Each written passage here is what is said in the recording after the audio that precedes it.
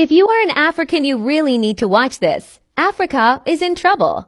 Sub-Saharan Africa has been fundamental to the global prosperity of the advanced countries.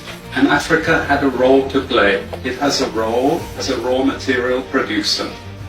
We will not allow Sub-Saharan Africa to escape that.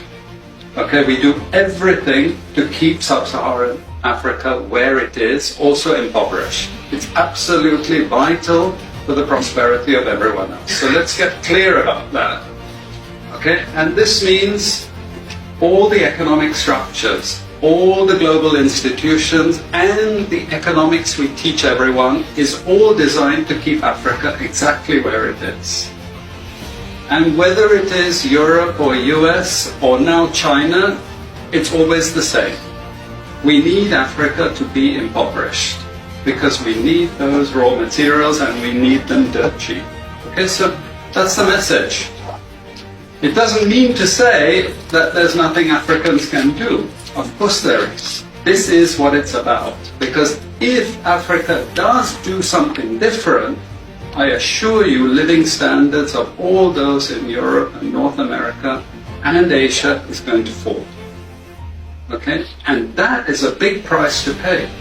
I assure you that the West is not going to allow that without a big fight. Okay? So the job of many Western academics is to convince Africans they have to keep doing what they're doing. Okay? And to show them it's your fault that you're poor. It's not our fault.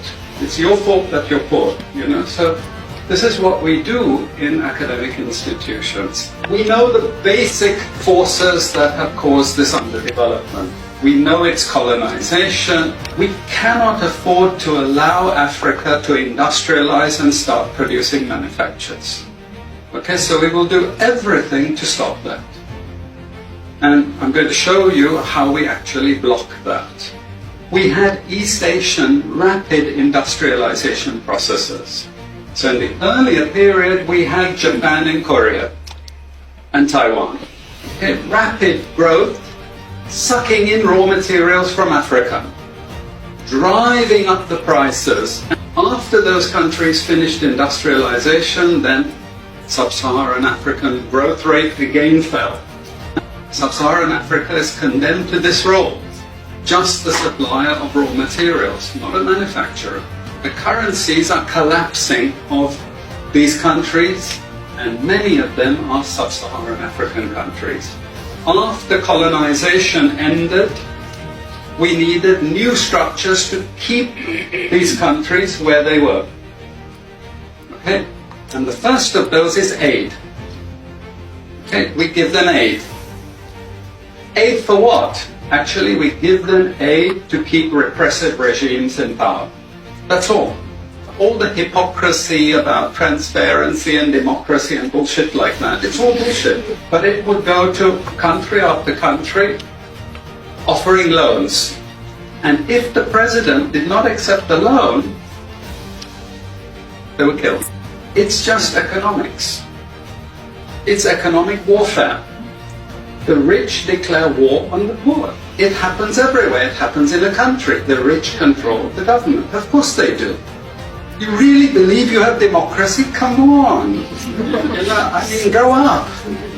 Who has all the subsidies and income support? US, Europe.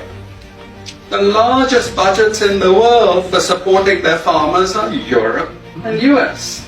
You see, we're keeping them dependent. We're keeping them on a string. This next round of the WTO is designed to block that. To block anyone else getting on top of the ladder.